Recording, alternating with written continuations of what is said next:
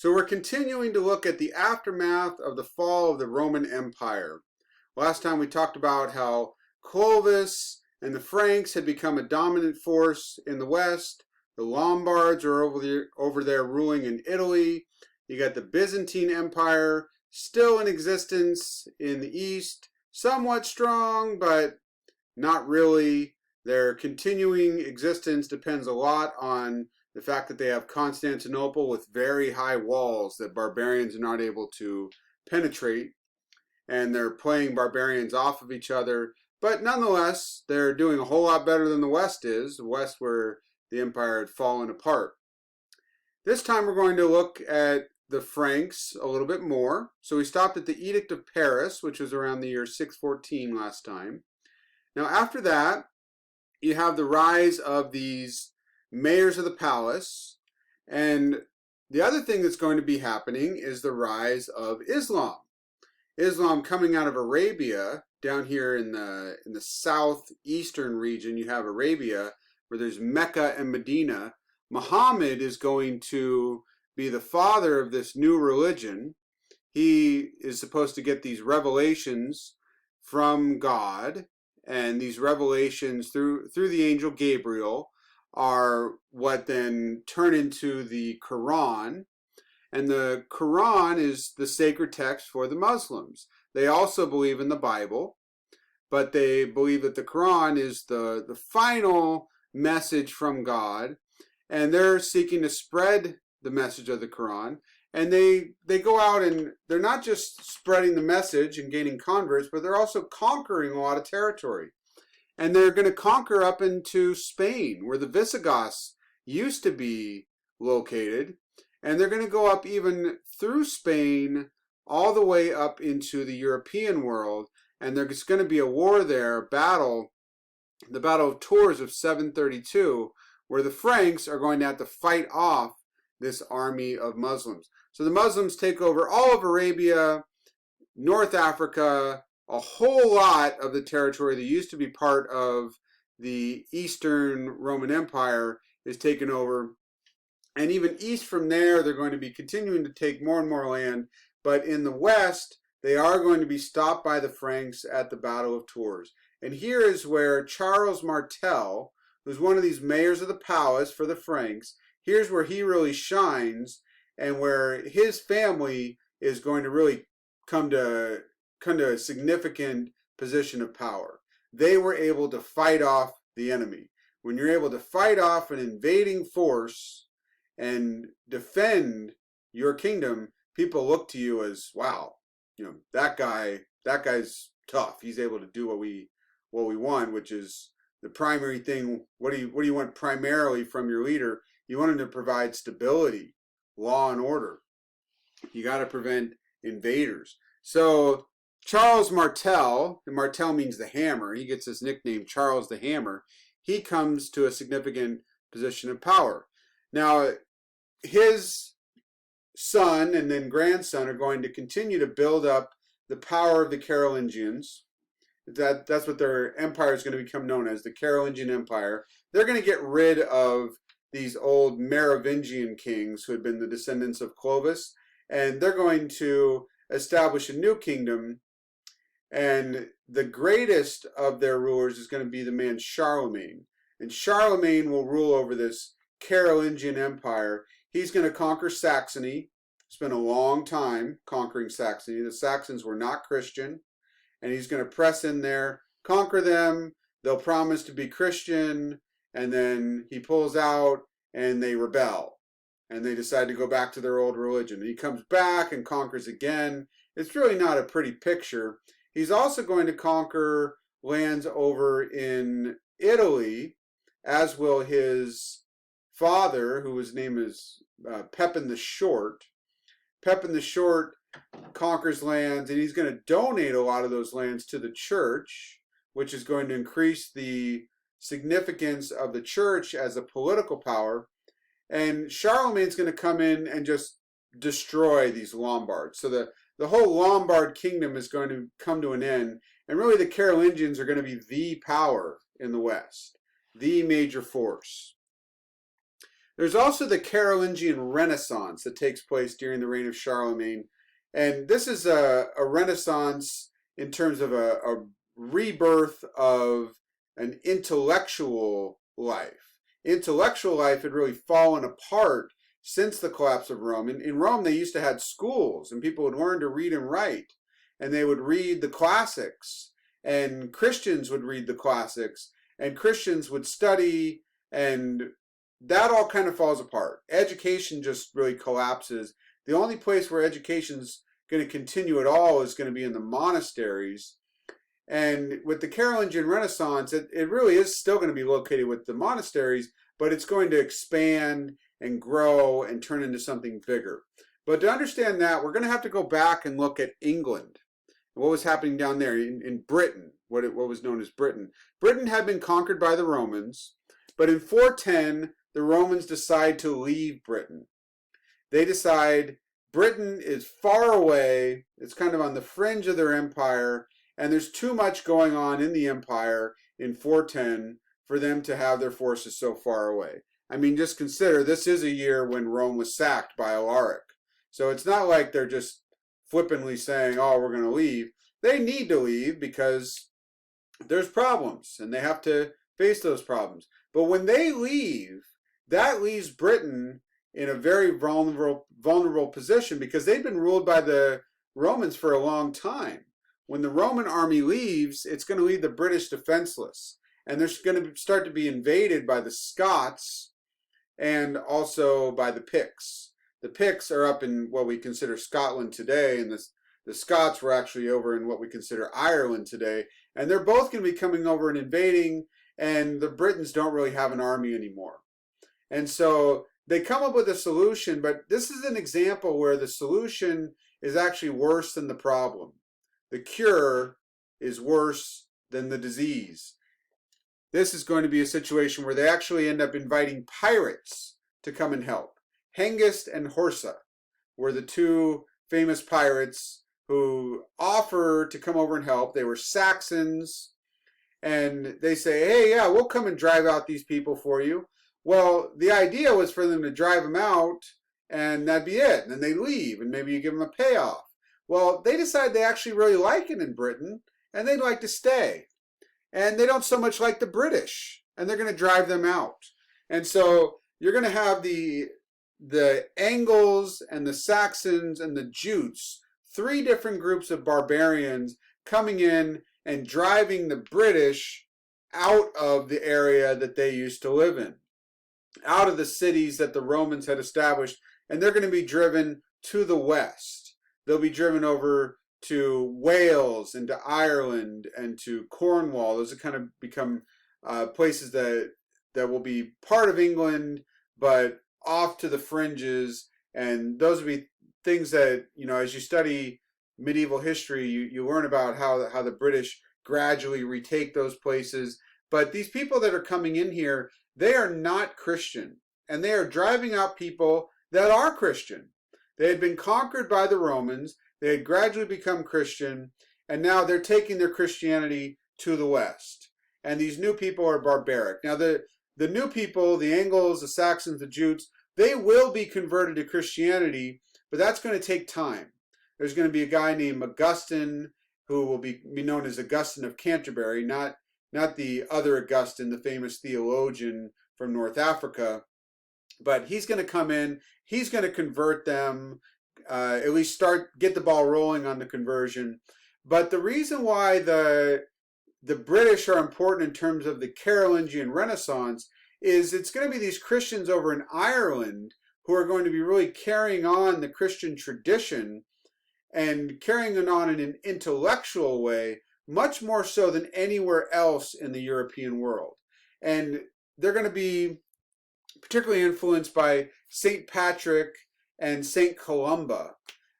These are Roman Catholic saints, and they're particularly important in terms of St. Patrick coming in to convert people in Ireland to Christianity, people who had been barbarians and hadn't really been educated in any convincing way and taught about Christianity in any convincing way that brought them into the faith.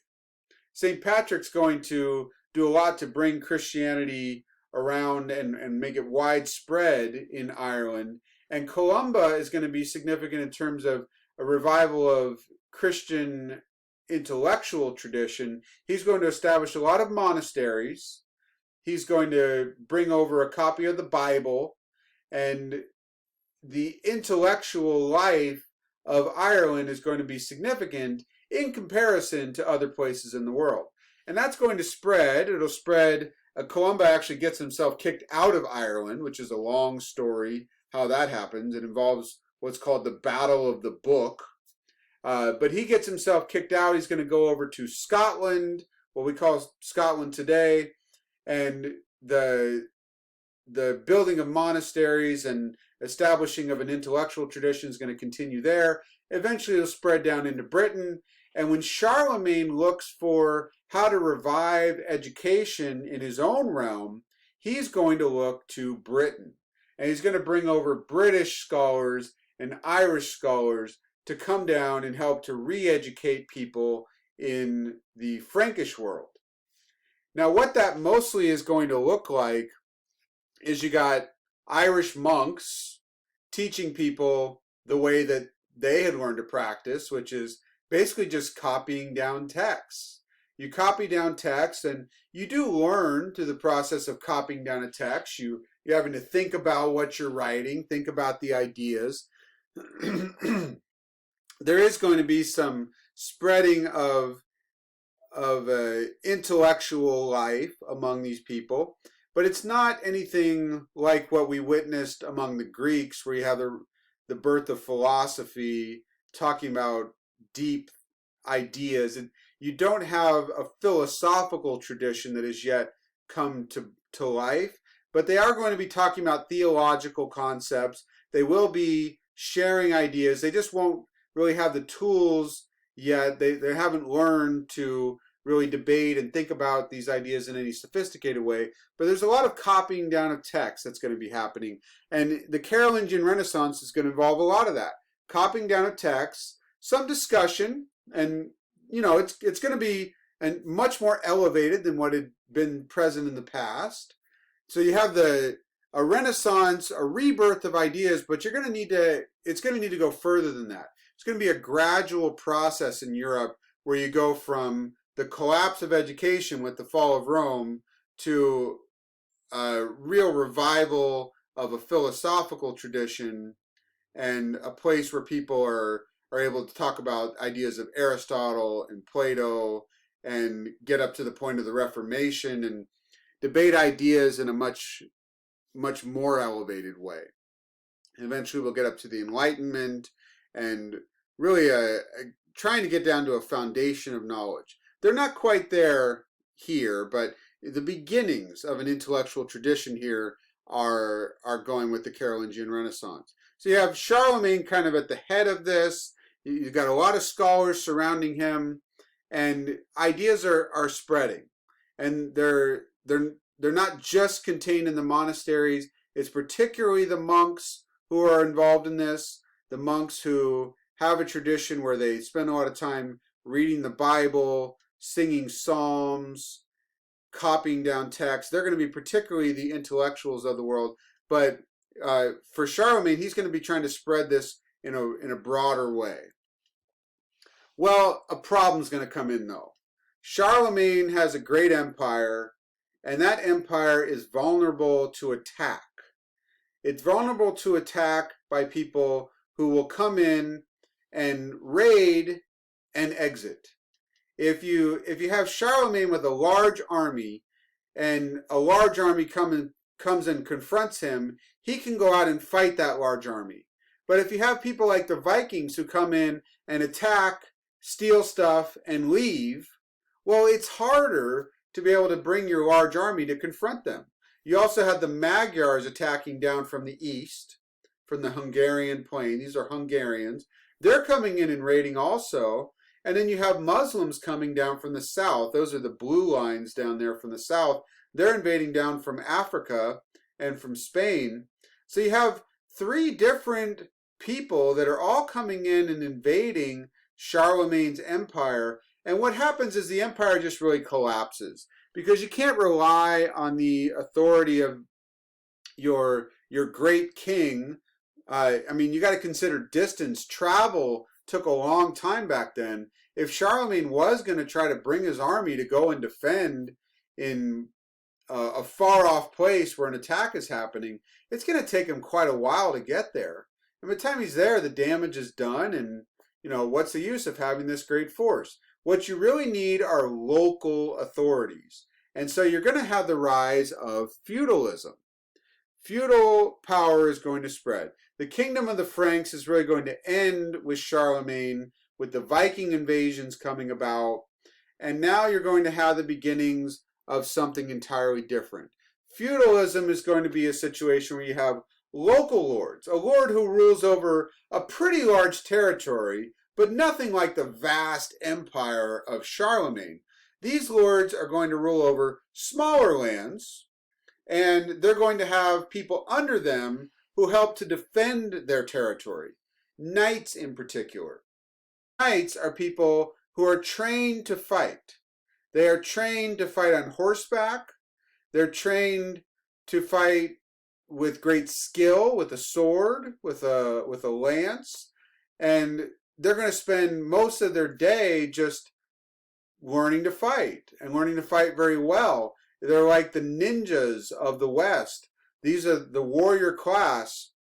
And what's going to happen is you're going to have a relationship between the great lords who own large pieces of territory and the lesser lords under them. And they're going to grant lands to the lesser lords under them, and the lesser lords will get to rule over those lands, and they'll have to make an agreement that they are going to come to their lord's aid when needed. So you have a picture here of one lord kneeling before another. A high up lord has a lesser lord kneeling before him and swearing to do homage for him, meaning he will fight for him, he will be loyal to him, his loyal subject, and in exchange he gets to rule over a piece of land. And so these guys, this is what they spend their time doing. They're fighting, they're training, they're the warrior class, and they get to live in something like a castle. These castles are going to be, in the beginning, pretty primitive. They're not going to look so fancy as this, but they'll be somewhere where you have a defensive territory that if somebody invades, all of the villagers, all of the peasants could come and hide out in the castle and try to fight off whoever's invading.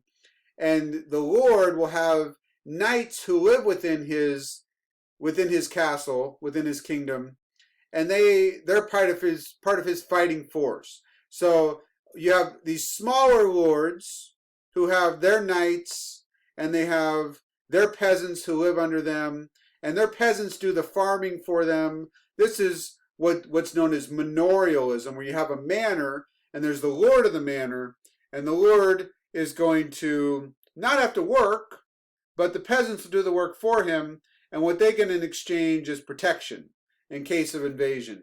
Now, they don't really have a lot of power themselves, these peasants, and they can often be mistreated by their lords. They're really at the mercy of having a good and kind lord over them. If not, well, they can be mistreated quite a bit because they don't really have anybody to appeal to. If they want to appeal to somebody and say, hey, somebody's wronged me, it's really going to be their lord that they're supposed to appeal to. So if your lord wrongs you and you go to your lord and say, hey, you've wronged me, well, it's unlikely you're going to get justice in a situation like that. But this is the best that they come up with after this period of invasion from the Vikings, from the Magyars, from the Muslims, is this feudal system. It's not a perfect system. It's got problems, but it was better than what had existed under Charlemagne. So by 1000 CE or 1000 AD, France was divided into about 30 feudal territories. France being this territory to the south of Britain. It's over kind of in the west, right next to the ocean, to the north of Spain. France in particular is going to be overtaken by feudalism. divided up into a bunch of feudal territories. And you can see France is a pretty big area. Each of those feudal territories is going to be divided up into smaller territories. And then that'll be divided up into something smaller. And so you have various levels of lords who owe various levels of duties, homage to their lord that's above them. So if you're one of these greater lords, one of the greater of the 30 feudal lords, you have a pretty big army you can call upon. You call upon the people right under you and say, hey, I need you to fight for me. And then they're going to call on the people under them and say, hey, I need you to fight for me. And then they're going to call on the people under them and say, hey, I need you to fight for me. And you're going to bring together a big force, a big army to fight. So you're really not going to have kings anymore in France. You just have these feudal territories. The power structure has been divided greatly. And that's happening all over Europe, where you have this feudal system. It's particularly strong in France. You have it also in Britain. It's there also in the German territories, in this East Frankish kingdom, somewhat over in Italy. But, historians like to debate about, how dominant was feudalism. But everywhere you have something like feudalism. You have local lords, local power that has become the dominant thing. And what we'll look at in our next video in this series of review about the Middle Ages is a look at how central power starts to come back again. How you'll have a king of Britain, a king of France, an emperor of the Holy Roman Empire who are once again exerting a significant amount of power over their kingdom. So power is not going to stay divided. It's going to become centralized again.